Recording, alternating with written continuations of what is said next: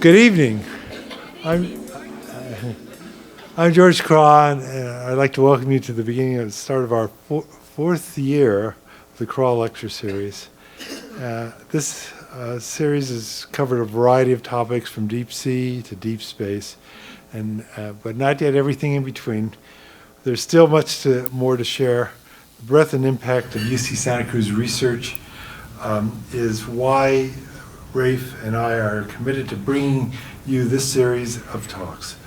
We look forward to seeing you again in a few short weeks on November 12th for a look at the meeting of biology, electronics, and our bodies.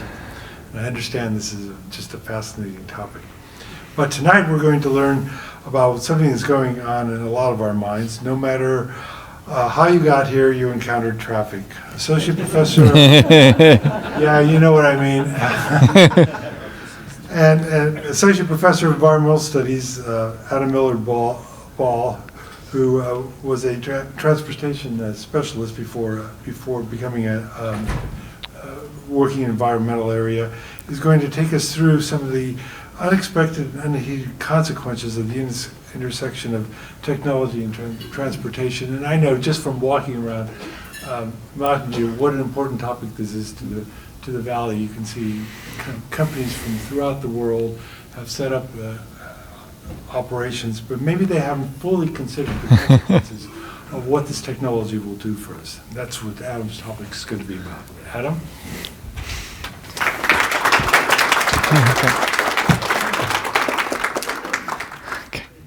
So thank you, George, and thank you, George and Rafe, who supported this lecture series. It's an honor to be part of this and to talk to you tonight about where better to talk about autonomous vehicles than in the heart of Silicon Valley. So more than 100 years ago, we had a transportation revolution when Henry Ford invented the Model T, and that completely transformed how we get around. And there's been other transportation revolutions along the way before that. There's the streetcar, both the horse-drawn version and the electric streetcar. These were also fundamental shifts that affected the size of cities, affected the environmental consequences of transportation, and so on. But since then, there's a blank space here.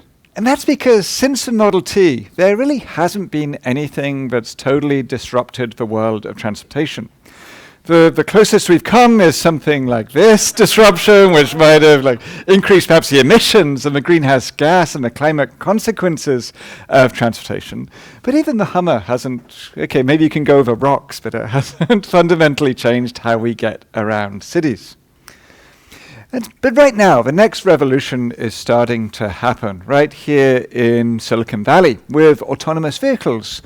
But because you will be released from the tedium and the frustration and the stress of driving a car, you can do other things, whether you just relax or you can work or perhaps sleep while you're traveling.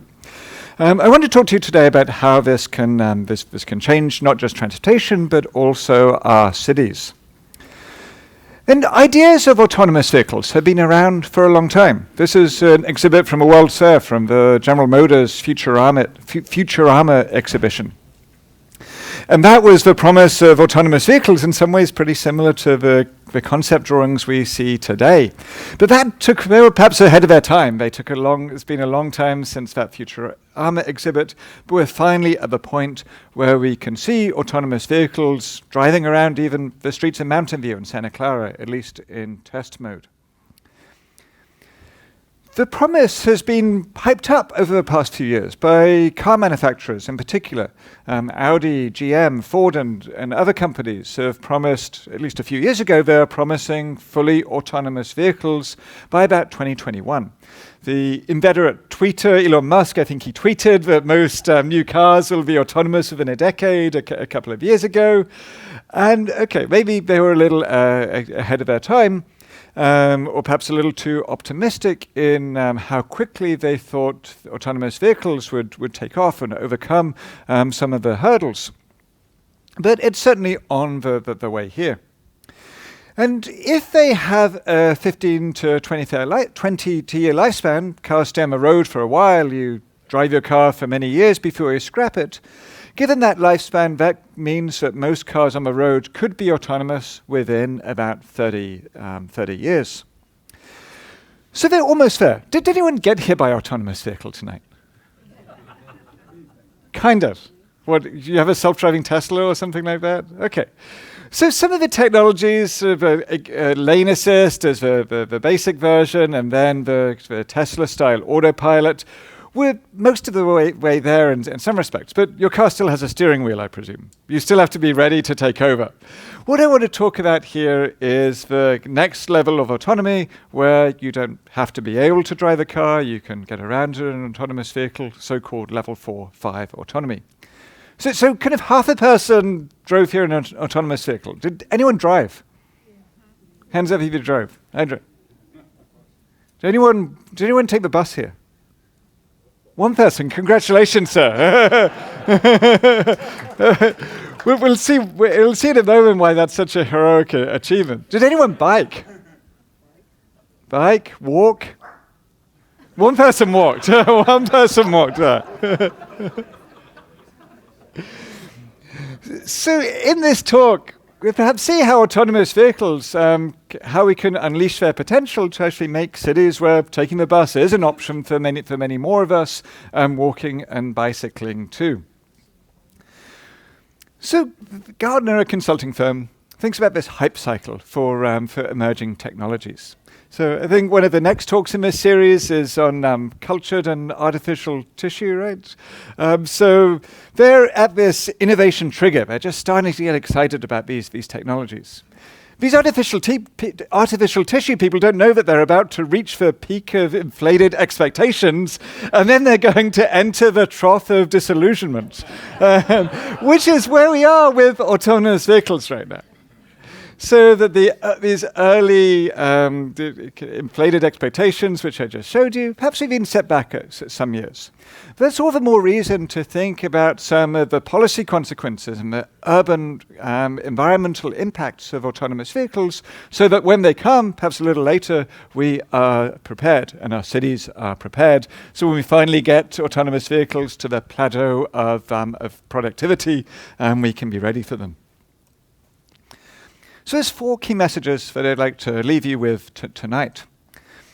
So autonomous vehicles, they don't take decisions the same way as human drivers do, and that they face a different set of incentives, which can lead to the unintended consequences which we'll walk through. And more importantly, they won't actually do what's optimal for society. They'll do what's best for their owners or their riders in terms of reducing travel times or minimizing costs. And so some of these unintended behaviors, I want to introduce you to how an economic tool, game theory, can actually reveal these unintended behaviors.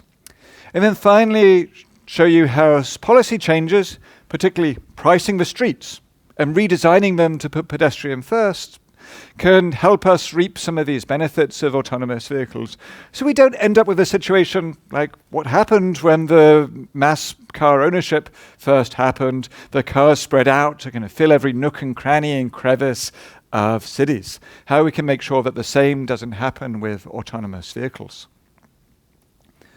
Partly the impacts will be shaped by, are they shared or are they private? Are individuals like us going to own an autonomous vehicle?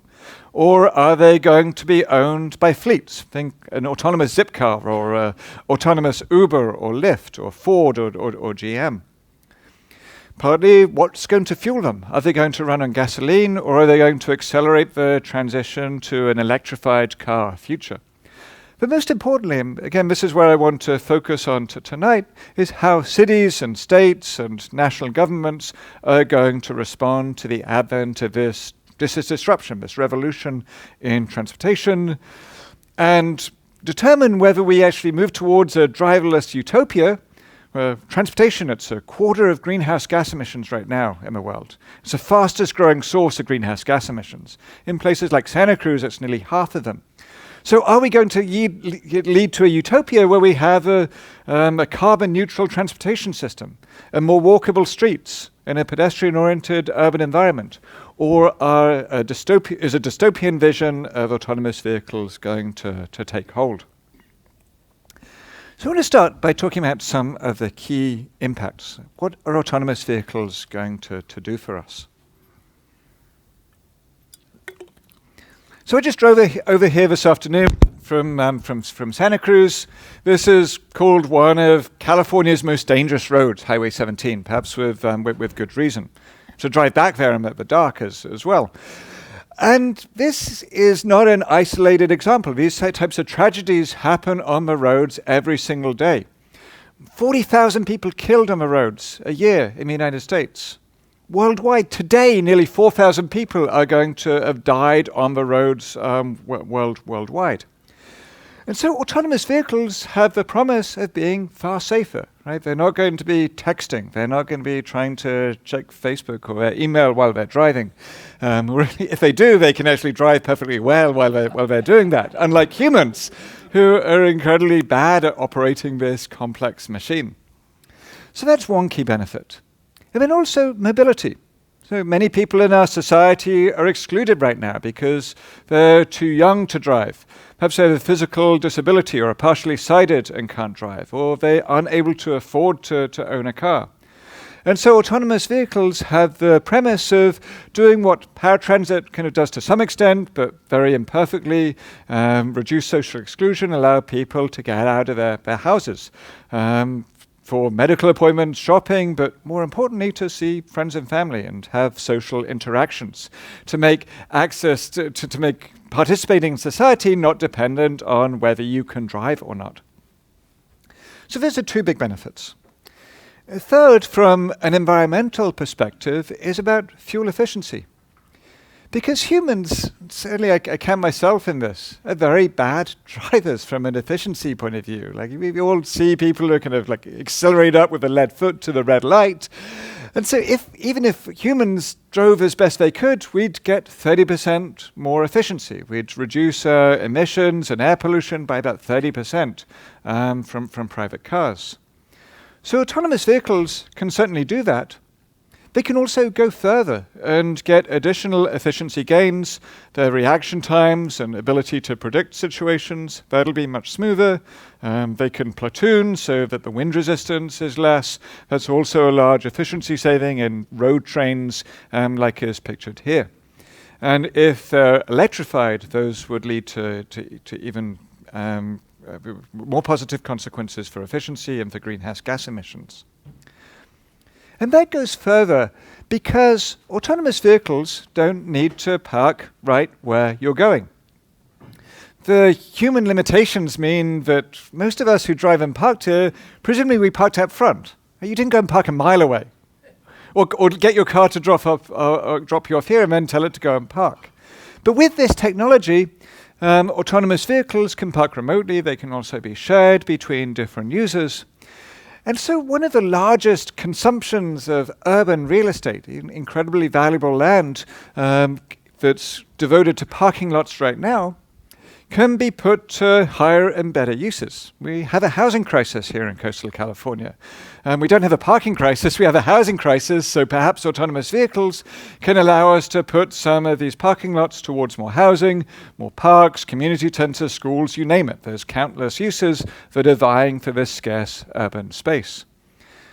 And they can also allow more development in dense and transit-rich neighborhoods in city centers. This is happening already in San Francisco, where former parking lots and gas stations are becoming housing, much of it affordable.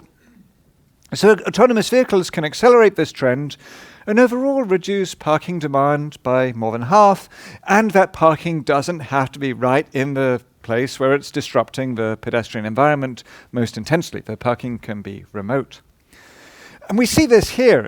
It's not surprising that almost all of us, except for two hardy souls, drove here today. Because this is UC Santa Cruz Silicon Valley campus. It's perfect for access by the private car. But if you want to walk here or take the bus here, like how far is this from the bus stop? Just across the street. Okay, so it's just across the street.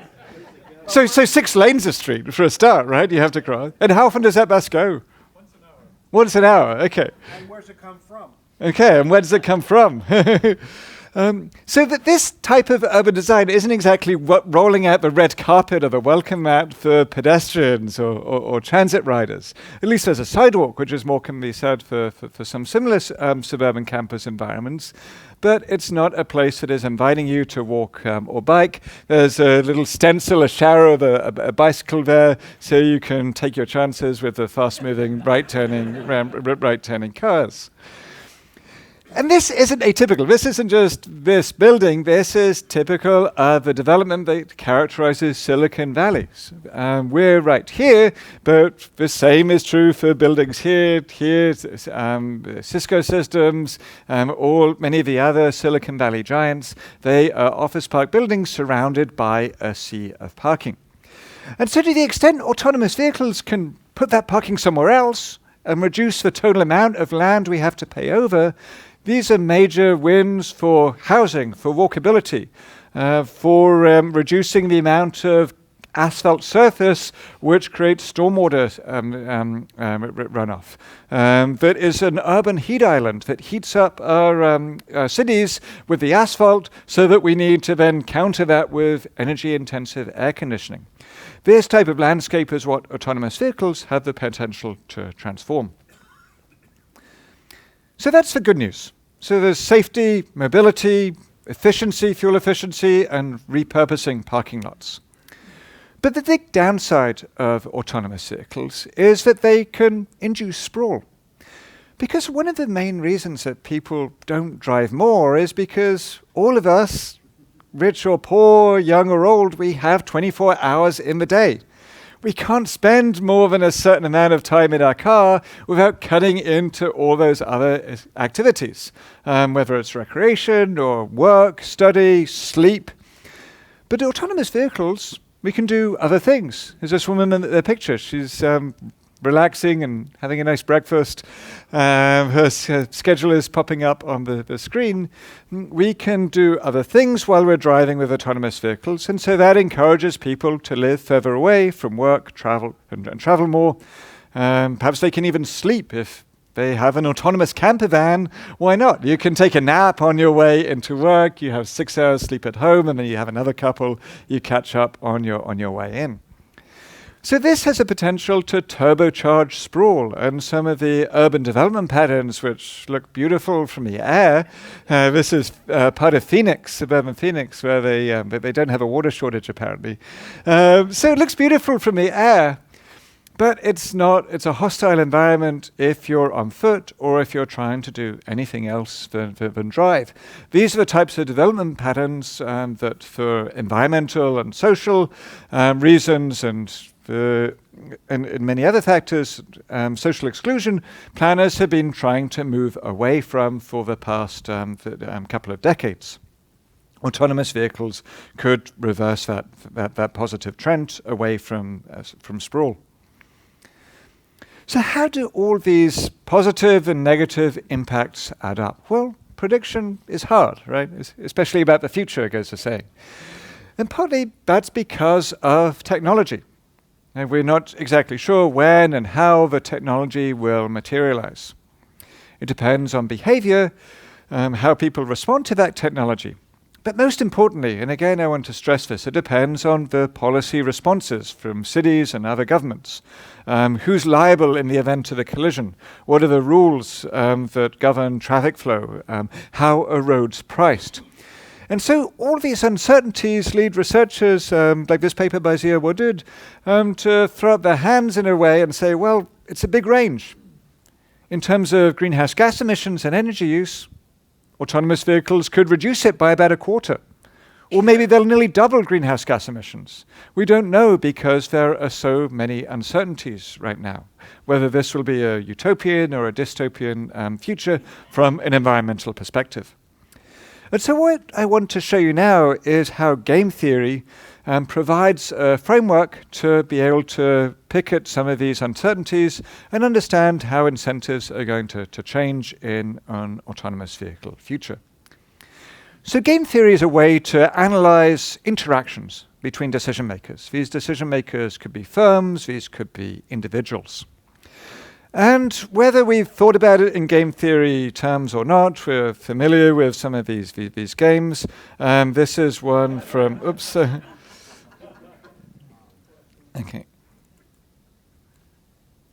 I'm going to have to exit out of this.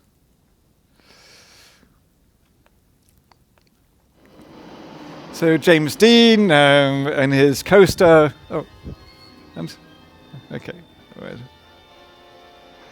There we go. They rush towards the cliff, and so you know the rules of chicken, right? The last person to swerve out of the way loses. And you better not get your coat caught in the door handle, otherwise you are going to go off a cliff, quite literally. So James Dean manages to win this this game of chicken. Oh wait, no, I need to exit.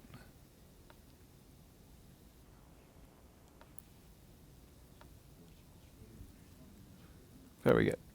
Yeah.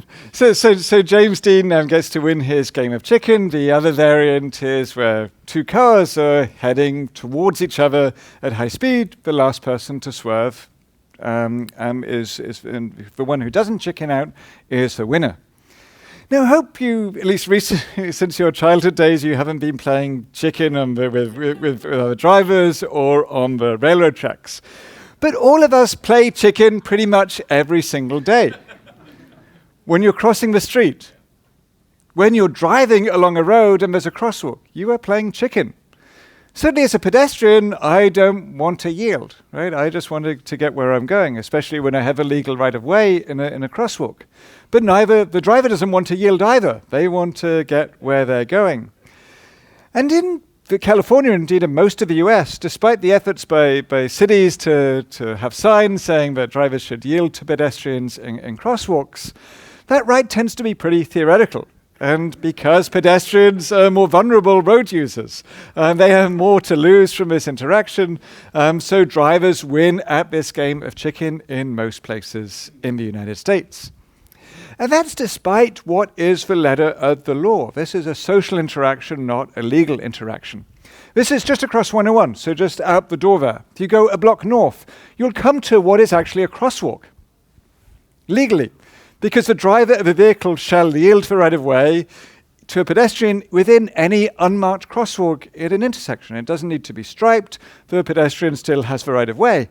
But please don't do this after you get out of this talk. Please don't walk over there and start crossing, because I don't think it will end well.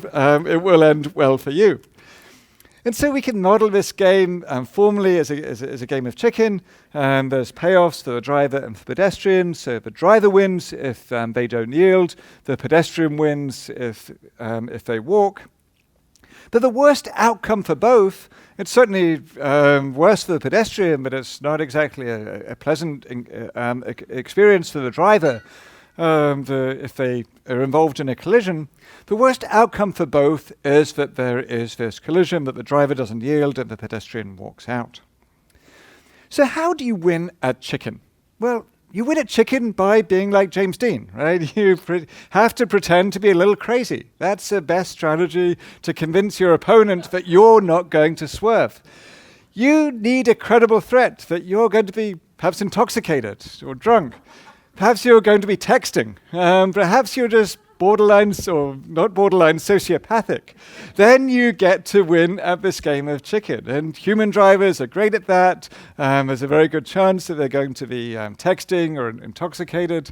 Other people sometimes, like students, this is Berkeley. I could have made fun of my own students on the Santa Cruz campus just as well. They're also very good at pretending or not pretending that they're just going to walk out in front of the car regardless. But we also see this in New York City, where pedestrians are much more dominant on the streets than they are in most other cities in the US. And New York City is also a great example of where these laws of the road are social. They're not necessarily legal. Actually, the impetus for this work came when I was in a taxi in New York City, and I was heading across town. And I actually found the one taxi driver in New York City who obeyed every single traffic law. He stopped yielded to pedestrians. When he was turning, he didn't try and push his way through. He didn't block the box. He didn't try and nudge out at an intersection.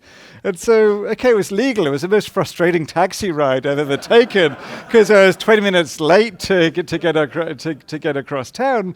But autonomous vehicles are going to be like this New York City taxi, right? They are not well equipped to deal with assertive pedestrians, or for that matter, other human drivers who are on the road, partly because there is enormous liability for an autonomous vehicle if it's not yielding according to the law, and a collision, or worse, an injury or fatality results.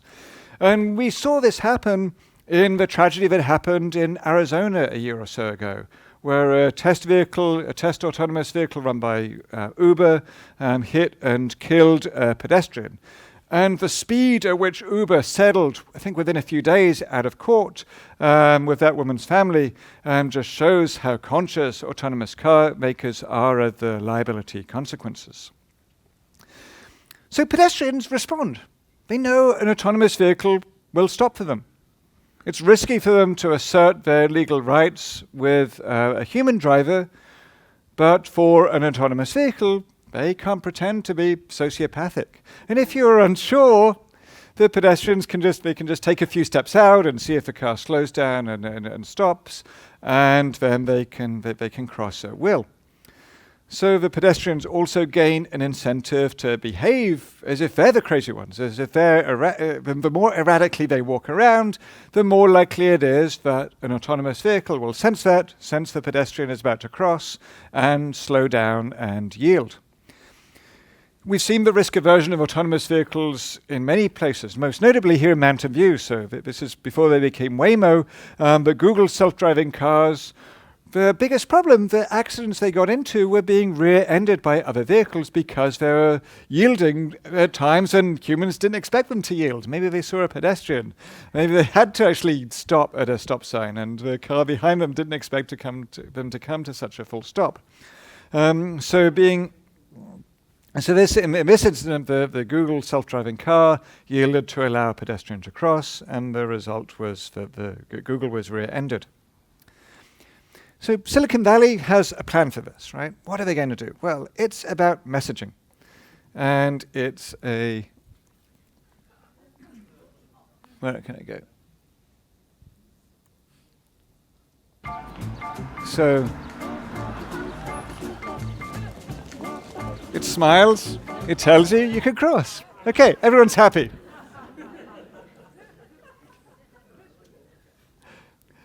So that certainly might have benefits in terms of the confidence that pedestrians can have and their comfort when crossing the road. But as a pedestrian, especially as a New York City pedestrian, you think a New York City pedestrian is ever going to wait for the smiley face to cross the road?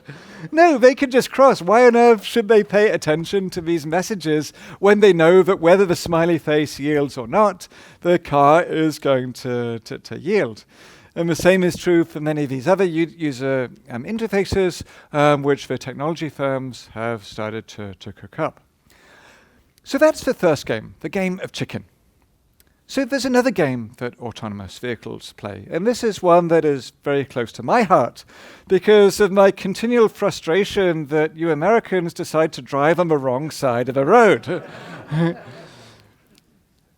This is a sign that greets arriving passengers in a ferry in England. And here, the point is that in practice, it doesn't matter which side of the road we drive on. The left or right, pick one. But what does matter is we all choose the same one.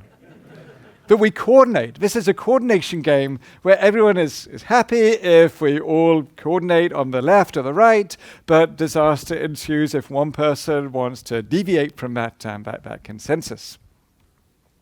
So I'll get to what this means for autonomous vehicles in a moment in terms of the game.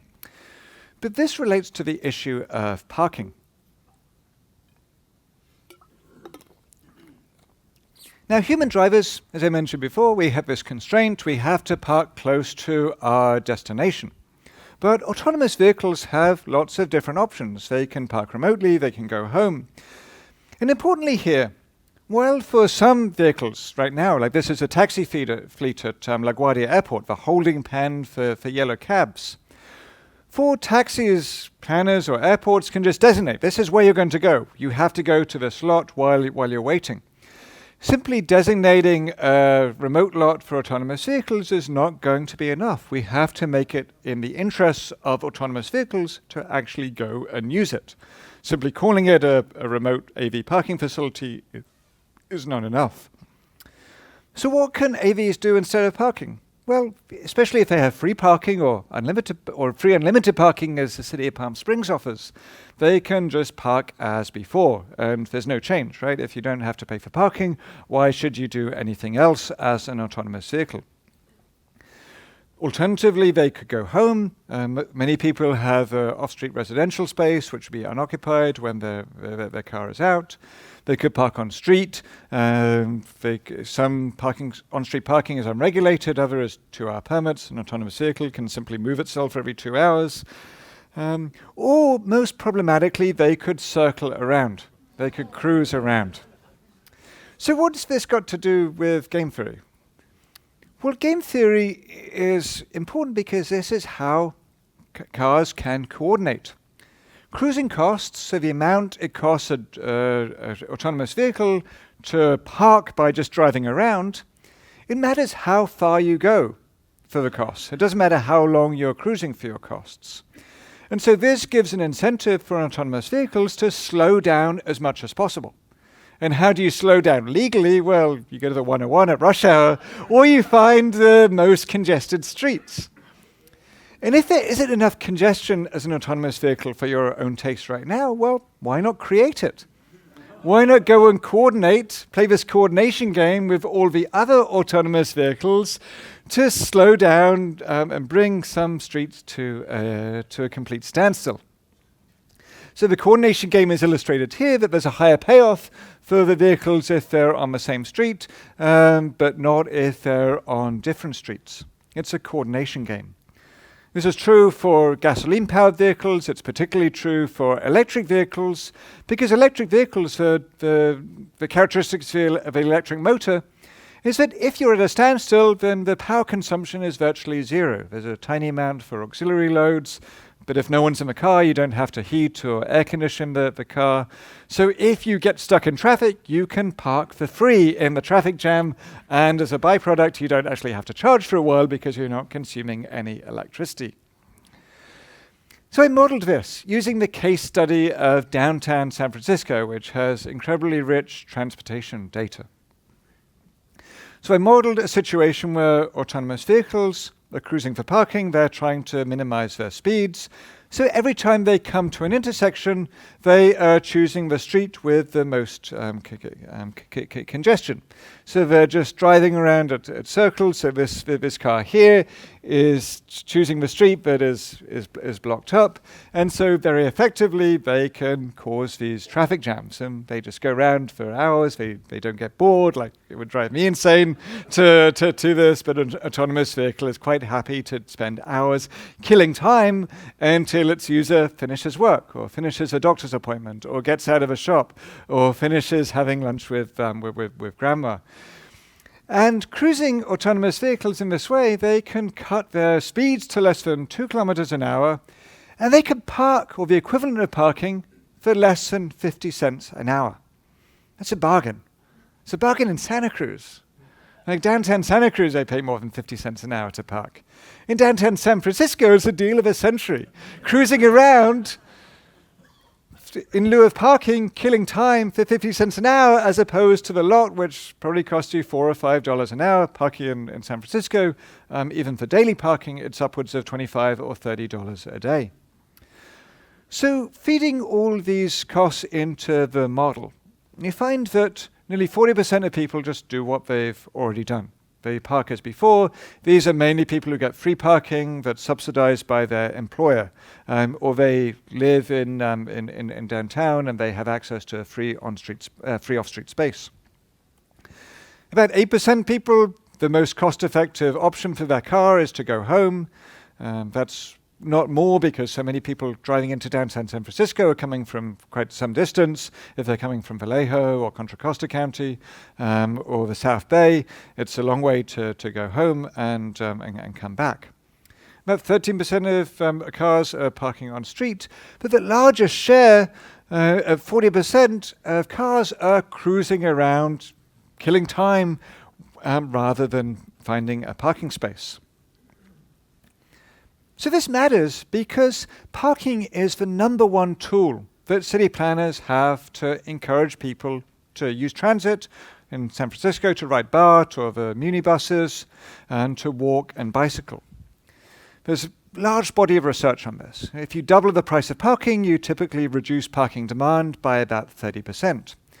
And while some cities, notably London and Singapore and Stockholm, have started to price their streets, in the US, at least so far, there hasn't been the political appetite to implement congestion pricing systems. So parking has done much of that work for us. That rather than paying to drive into downtown San Francisco, you just pay to park your car, you still have to pay. That's a big incentive to take BART rather than driving, or to carpool, or to walk or bike. So if we didn't have parking charges, San Francisco downtown would come to a complete standstill, even worse than the gridlock that's there today and has been exacerbated by another group of people who don't have to pay to park, Uber and Lyft riders. So that's why the price matters, that if we have this 90% reduction in parking costs, the model reducing from nearly $5 on average right now for trips to downtown to less than 50 cents a trip, that is increasing car travel, or VMT. It's nearly doubling it, an increase of 98%. And then on top of that, we have this excess travel from cruising around and people driving to park remotely. They're going home. That's actually not more because the cars are driving so slowly, they don't actually get very far in the time that they're cruising around. And then we have the congestion impacts, which is big cost if you're trying to get anywhere in a hurry, but also if you live on some of these streets, especially if it's the alleys that are slower, that autonomous vehicles are going to seek out. If you live on one of those streets, as many people in San Francisco do, that congestion impact could be intolerable. And this is an impact even if autonomous vehicles are not privately owned, even if they're owned by fleets, if it's an Uber autonomous vehicle or a Ford or GM autonomous vehicle future. Demand isn't even throughout the day. They're still going to need to park during the middle of the day and in the evenings and nights during these low demand times. There's a peak at a reason. There's peak times for a reason. People need to be at work at a particular time or drop their kids off at school. And that's why every city in the world has these intensely peaked traffic flows.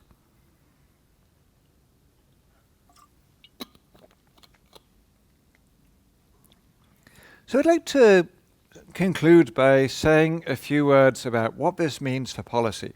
So what can cities do? What can states do? And what can the federal government do to try and stave off these negative consequences of autonomous vehicles? Well, let's start first with the autonomous vehicle parking problem.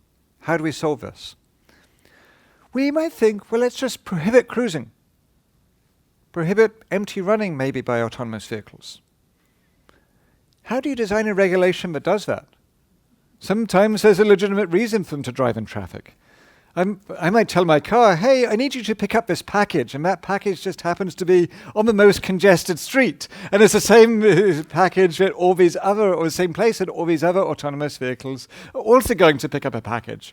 Or I forgot something at home, please go back and pick up my binder, my glasses, my phone. It's hard to design regulations when it's not clear whether a vehicle is just killing time or whether it's actually doing some legitimate function. Go and buy me a stick of chewing gum. So it's hard to design regulations, especially when there can be good reason for cars to drive around empty some of the time, particularly if they're picking someone else up, and it's hard to enforce them. So what about the cell phone lot solution? This is what airports did to solve the problem of people like me. When cell phones came in, I'm not paying $4 or every 20 minutes or whatever it is to park at SFO when I'm picking up a relative or my partner or a friend, I'm just going to drive around in circles and wait for them to call me. I'm going to drive slowly around that terminal loop and say, yeah, just call me when you come out and I'll loop back and pick you up. Airports got wise to that, and so they designated cell phone lots where you can sit in comfort and maybe not in comfort, at least you can sit for a while and wait for the person you're meeting to come out of the terminal. So that's fine for airports. It's not a viable solution for cities, partly because it makes parking even cheaper, and so we saw most of the increase in car travel is from removing that parking price, removing that most effective tool that transportation planners have to encourage people to ride transit. And there aren't many cities, there probably aren't any cities that have a large chunk of vacant land lying around just remotely that they can give over to remote parking for autonomous vehicles. And even if there is land, is this a good use of limited city funds to buy that urban real estate and devote it to free parking for cars? So the cell phone lot solution works for airports, for urban downtowns, not so much. So that leads me to the third solution, which is what I want to focus on, which is congestion pricing. Congestion pricing, it's been incredibly successful in a few places it's been implemented at cutting traffic, increasing public transit and ridership and walking and cycling, and also raising money to improve the transportation system for all road users, whether or not they can afford to own a car. It's cut traffic in London, it's improved air quality in London as well, and it's recently approved for New York City. It could be the first American city to go this route. It's being studied in San Francisco. It's somewhat behind New York City, but perhaps someday San Francisco will have congestion pricing too. Now, these early cities like London, if you've ever driven or been in London, they have a cordon. Right? There's a network of cameras that log your license plate if you drive into this zone. Well, that doesn't really work as a disincentive to autonomous vehicles cruising, because the problem is less that they're entering the zone, more that they're just driving around incredibly slowly within this zone. And so here the principle is that cities shouldn't just charge for entering a cordon, they should actually charge for the time that they are occupying a public road occupation fee. The technology to do that exists now. It didn't when London and Singapore and Stockholm were setting up their systems, so it's not surprising that they went for the cordon-based approach that's enforced by cameras. But now we have a technology to do something that's much more sophisticated. And most importantly, we need to do it now. It's hard to put taxes or fees on people for something they're already doing. But if we do it before anyone owns an autonomous vehicle, sure, who cares? I don't have one. Tax them all you want. Let's establish this principle. Let's establish this principle before autonomous vehicles become widespread, before there's a constituency that would oppose charging them for something that they've been doing all along for free. Congestion pricing is good it's been advocated by both economists and environmentalists for decades as a solution to not just urban congestion, but also the other environmental impacts of car travel. But autonomous vehicles can hopefully provide the impetus to actually implement it in a wider range of cities in practice, beyond these few adopters of Singapore, London, and Stockholm. And this is being considered. This is an article my sister-in-law actually sent me yesterday from the British newspaper, The Times, that driverless taxis should face charges to prevent non-stop cruising. This is a consultation by the UK body, the Law Commission, which advises the government, is advising the government on autonomous vehicle regulation. They are seeing this, and this is one of the options they're considering there in the UK. And if you think about how streets are priced right now, to me it makes no sense. This is an image from Los Angeles, but it could equally be true of San Francisco or Santa Clara. The city charges $2 an hour to use this bit of asphalt. If you park in a meter, it gives this bit of asphalt away for free. It gives this bit of asphalt away for free as well. And so functionally, if you're an autonomous vehicle, Why do you want to occupy the $2 an hour bit of asphalt when you can go and effectively park on this bit of asphalt that the city, by its generosity, is giving away to anyone for free? And so all congestion pricing is doing in this sense is extending the principle that we have already, that drivers should pay to occupy one of the city's most valuable assets, its urban streets and rights of way. And that if the city is going to charge $2 an hour, quite rightly, for one bit of this public resource, it can extend that principle to charge for the other parts of the public right-of-way as well. And so by charging for road space use in this way, we can again move away from this 1960s and 70s vision that we have lots of buildings surrounded by parking lots. This is an image from Louisville, Kentucky, which won an award a couple of years ago for Parking Creator of the Year. This is what all of its parking lots look like. And so autonomous vehicles have the potential, if we charge the right price, to allow these parking lots to be put to a higher and better use. Housing, retail, parks, anything else that we can use for this valuable urban real estate. So that was the coordination game. Well, let me turn back now to the first game I talked about, the game of chicken. Here, in some respects, a city doesn't need to do anything. Right? Cities can become walkable with autonomous vehicles.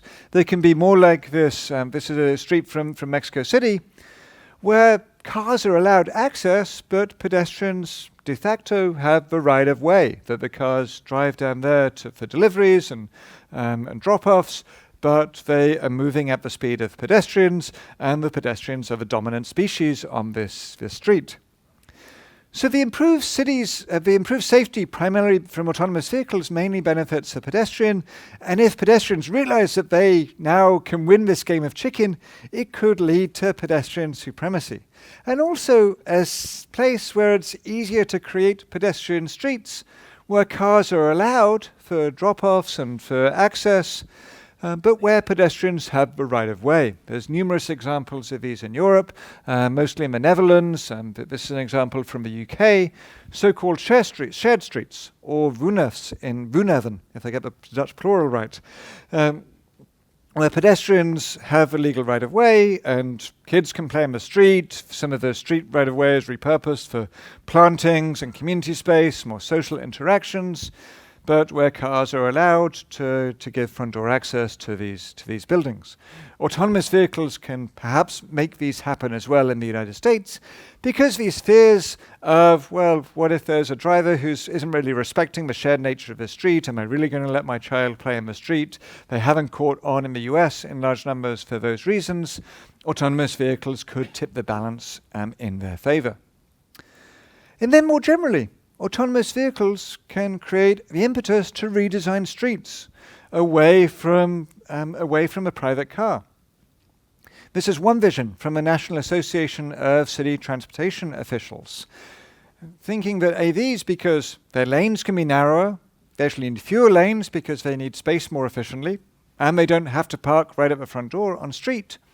This is a golden opportunity to allow urban space to be reallocated to other uses, whether it's sidewalks and bike lanes, whether it's retail and pavement cafes or recreational space.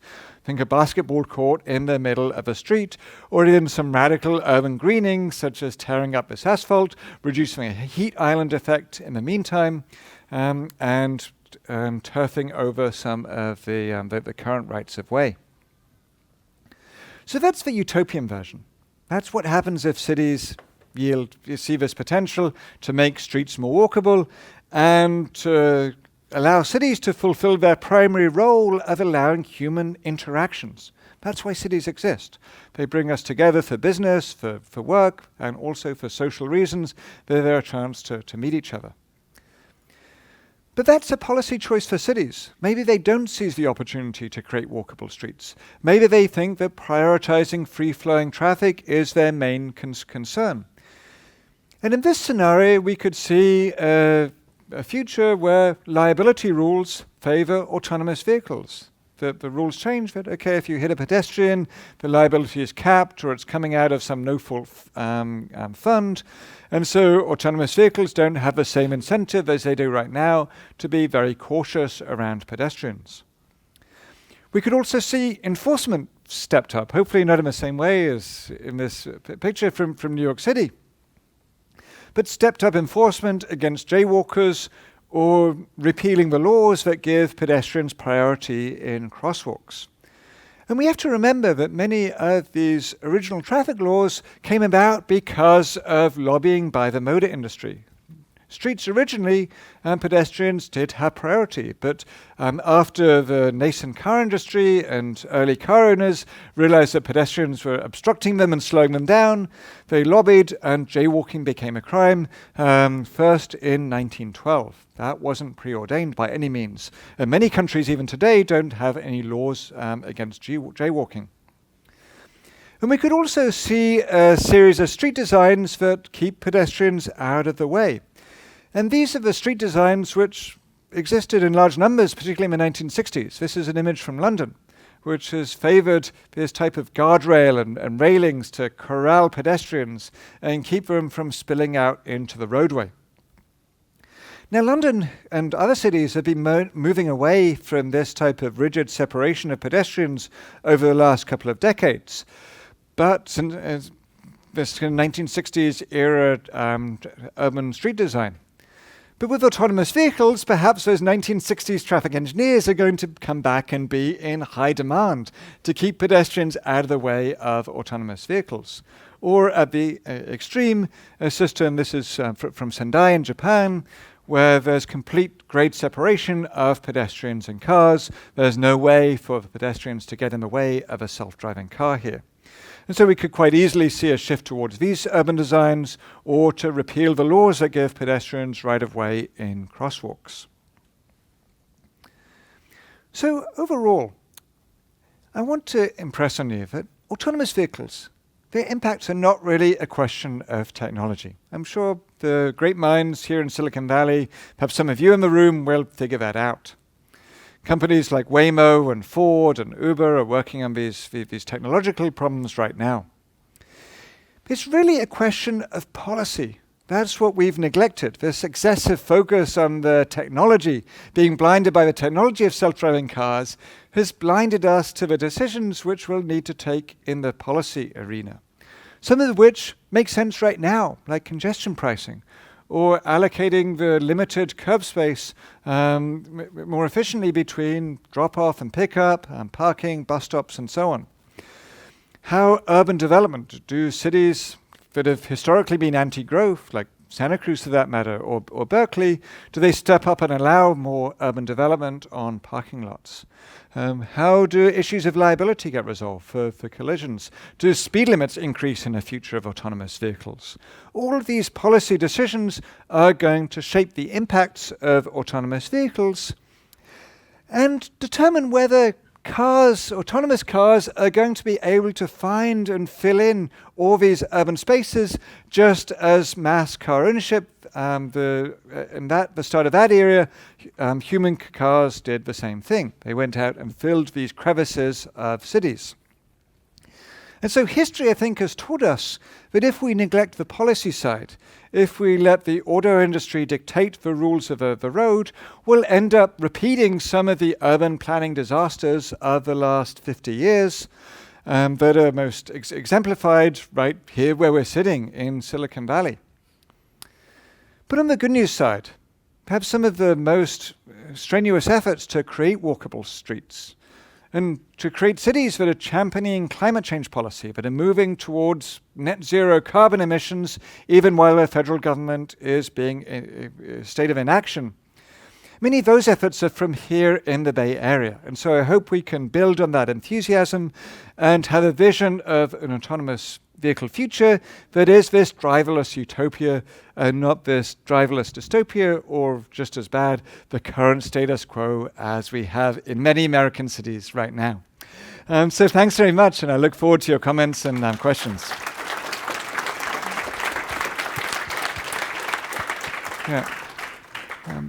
Should I take the... We're going to start with online questions. All right, great. Do you foresee street designs that treat autonomous vehicles as separate users of the space? For example, creation of an idle lane taking the place of on-street parking. So on-street parking is a really inefficient use of space right now. Perhaps it makes sense in kind of residential neighborhoods where there's not much demand for street space. So I think this move towards repurposing curbs to have pick-up and drop-off space, it's something we actually need to do right now. If you've spent time in San Francisco or downtown San Jose, for that matter, recently, one of the biggest traffic hazards is double-parked Ubers and Lyfts who are dropping people off, often in the bike lane. So I think this drop-off and pick-up lane and moving curbs away from just storing vehicles to allowing access, whether it's for... I should be looking at the camera of the person online, I guess. Thank you for your question. So moving away from using the curb for storing vehicles and more to allowing access is something that we should be doing now, and that imperative will get even greater with autonomous vehicles in the future. One more from our guests online, so you can look at them. Do you see a future where autonomous vehicles could be utilized like Ubers and Lyft when they're idle? So they're on demand when they're not in demand? Absolutely. And this is something that would certainly reduce the environmental impacts of autonomous vehicles. The life cycle impacts of cars are relatively small relative to the impacts from actually driving a car. But manufacturing this kind of ton of metal and all the components comes with environmental as well as a monetary cost, not to mention the amount of land that's needed to store it.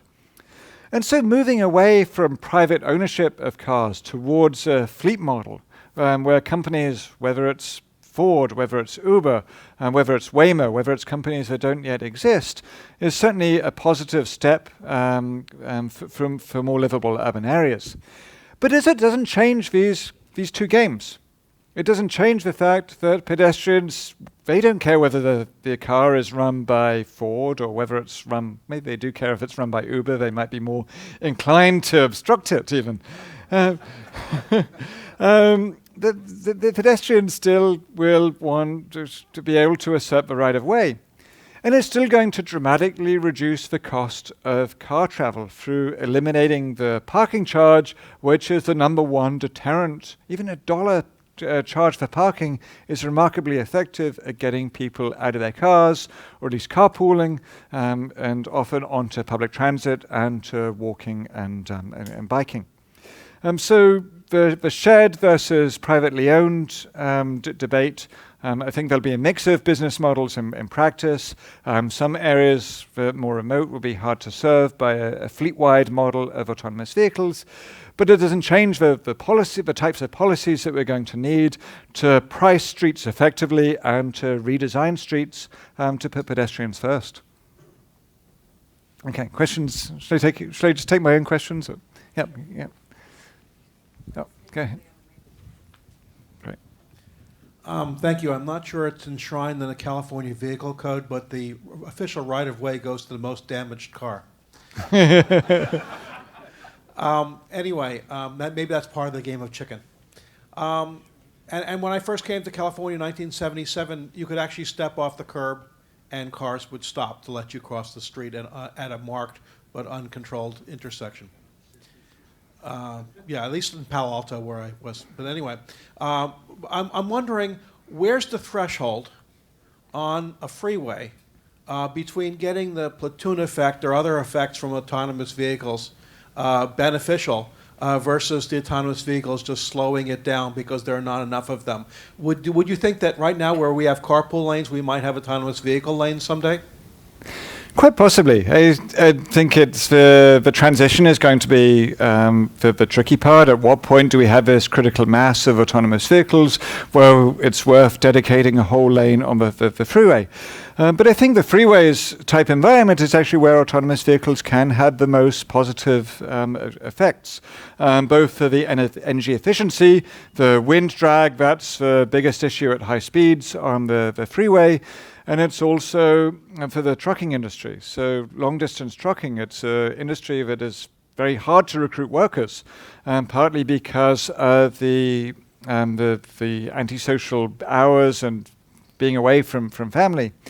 And so autonomous lanes on freeways can perhaps create the scenario where the truck driver sleeps in the back of their cab and then is woken up and then takes over before the truck goes on to city streets, at least as a part of the transition.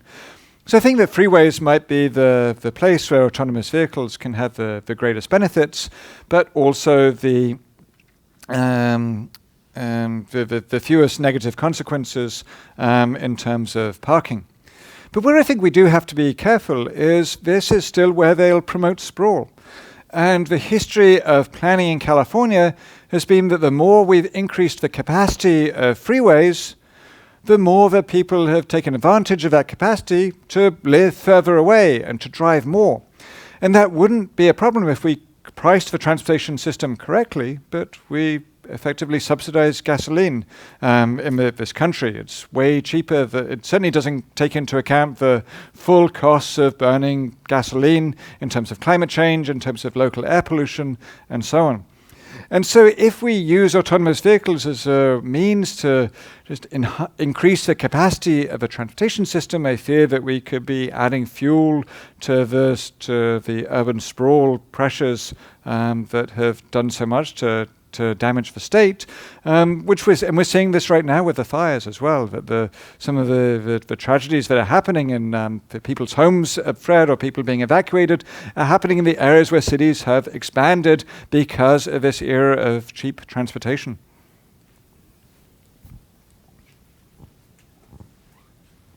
Thank you for your presentation. I sort of sense that early in your talk, you kind of flipped the switch on focusing on the privately owned, on keeping the number of vehicles in our environment constant. If you look around statistically, most of the time, a person is not in this car. A car doesn't have a person.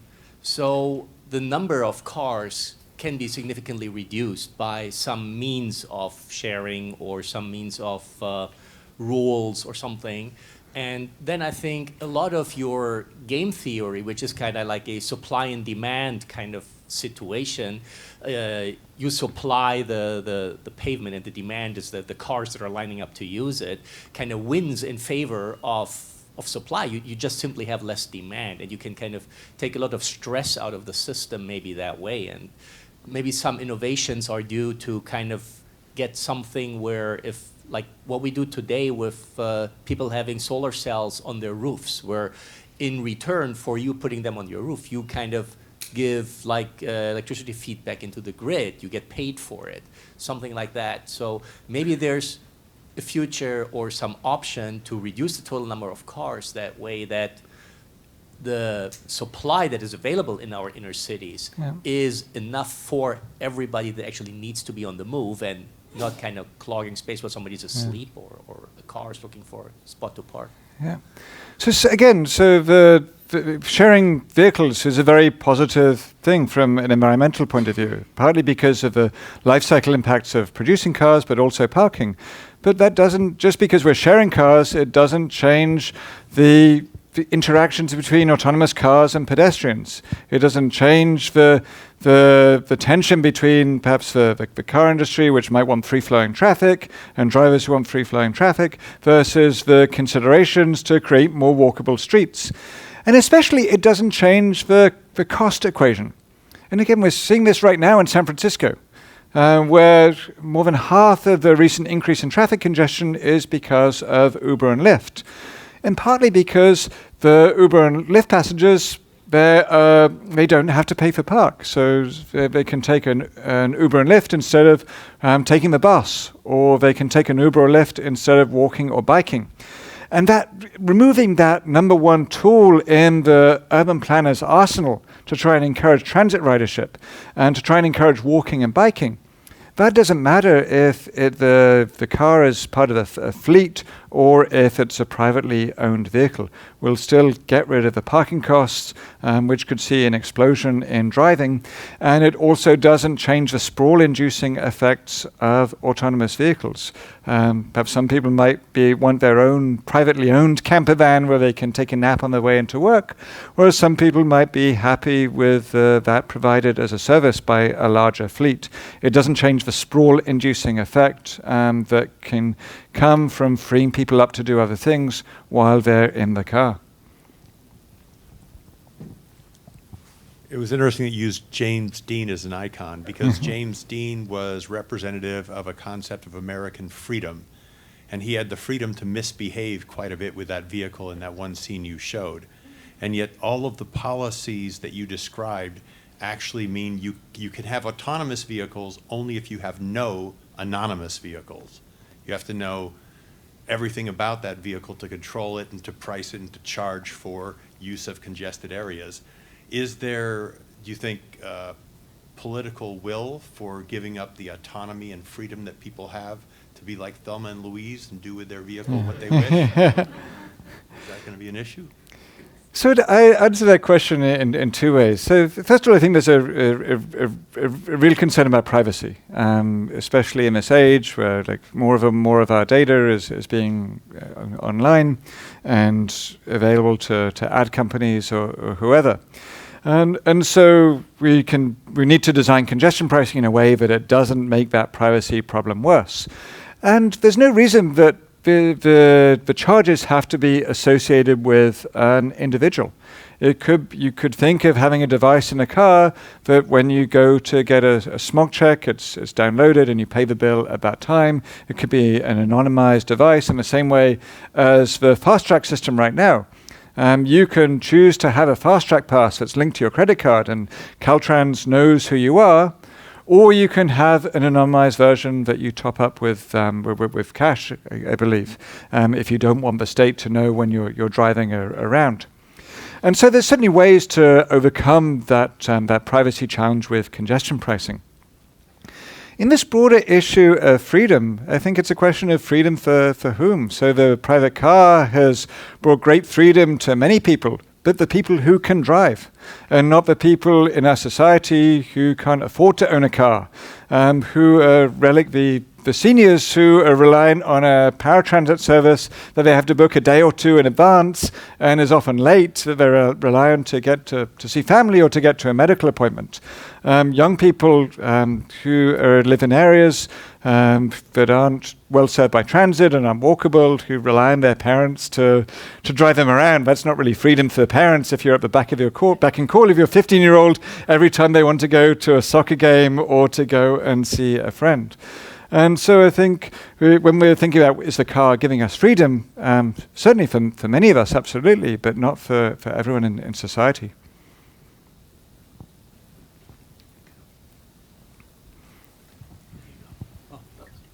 Thank you. Hey, I was taught in the industry of the actual automotive vehicle way back in '68, and where computers were a dream even for running the engine, because the vibrations and the conditions would break a computer in no time at all with the breadboards. But fast forward to now, what is the nitty-gritty of the automobile itself, the process that controls the AI and artificial intelligence? Does the car learn as it drives the individual? Does the individual help teach the car how to drive, and what kind of programming is involved in inputting into the vehicle, and how many hundreds or thousands of programmers are there creating this autonomous vehicle? Yeah. So the cars learn as they drive, absolutely, but most importantly, they learn from other cars as they're driving as well, and so this shared experience goes to improve the algorithm. The problem is, despite some of the smartest minds in Silicon Valley working on this, is that autonomous vehicles right now, they're not they can't respond to the same unpredictable situations as a human being does. They're not sure how to respond to situations that no car has ever seen before, but humans can make that cognitive jump and figure out how to deal with this situation. Like, say if there's a zombie march and a bunch of zombies jump in front of your car, as a human, you know how to respond, right? To the zombie invasion, you turn around and drive away as fast as you can. An autonomous vehicle is not going to know that. But these technological problems, I think, are the more tractable ones. These technological problems, I have every confidence that will be solved sooner or later, but I think from a policy point of view, it's incumbent on cities to make sure that they're not solved by clearing the road quite literally for autonomous cars. That sure, it would be easier for autonomous cars to learn if pedestrians were fenced in and they never encountered a pedestrian on the roadway, and that they never encountered any of these unforeseen situations. But from a urban livability and urban design point of view, that's not a city that I'd like to live in for a start, and it would be a decision that's undermining, again, some of the qualities that make cities some of the most desirable places to live. There's a reason that house prices are so expensive in places like San Francisco. It's partly the jobs, but also because there's walkable streets that people pay me a premium to live on, and the market demand is there for that sort of community. One more question. Time for one. Okay. Okay, so when you were mentioning about not having distinction between the price of, let's say, congestion pricing for, say, driving on a road versus parking on a road, so I guess two things came to mind. One was that, well, okay, where do the cars go? I mean, are these essentially like automated Uber cars, or are these like privately owned cars? Do they go out of the perimeter, or are there like people who are enterprising and they have like parking garages within the city that will be cheaper than the congestion pricing to use the city streets? I'm just curious what you have to say about that. So that would be the preferable alternative, right? That urban real estate is really valuable. It's not the best use of it to give away for free for parking. But there's remote areas where autonomous vehicles could go and park, but it doesn't mean that should be given away for free. It just means that the price of parking should reflect the real cost of owning and storing an automobile. Again, whether this is one that someone owns privately, or whether this is where Uber or Ford wants to park their fleet in the middle of a day. And so that's something that the urban land markets can actually respond and tell us, like, is this land better used for parking for autonomous vehicles that reduces the deadhead time, reduces the time that they're running back and forth empty, or is this land better purposed as housing or retail or offices or something else, and then push for parking further out. And then using some of the other nice thing about autonomous cars is they can park much more efficiently, and they can park in long rows. They don't need to leave space to open their doors, or for someone next to you to fling open your door and dent your car, like happens often in Safeway or Trader Joe's. Autonomous vehicles need much less space to park, and so the key point is to give them the price signals so that they don't park but de facto on city streets just because cities are giving it away for free. But that's something that we'd expect the private market to respond and create remote parking for autonomous vehicles, absolutely. Perhaps of service centers where they can be cleaned and recharged as well. Do we have time for... Are we wrapping up, or one more, really quick? Yeah. Autonomous vehicles are computers on wheels. I'll repeat your question. It's a computer on wheels. It's a computer on wheels. Yeah, and computer can be hacked. Is it possible, and can go wide? Somebody can make it go wide. Is it possible as a wife to have a kill switch remotely? If it goes wide, somebody hacks it. So the question... Especially the trucks. So the question, is it possible to have a kill switch for autonomous vehicles that go wild as a policy? So this is actually a great place to end. This is certainly beyond my expertise, and I'm going to suggest that's a great topic for a future Kraw lecture, where someone can talk about the ability to hack or protect the integrity of autonomous vehicles. That they should have a kill switch, remotely kill. Yeah. That's it. And the hackers will, of course, Yeah. use. Yeah.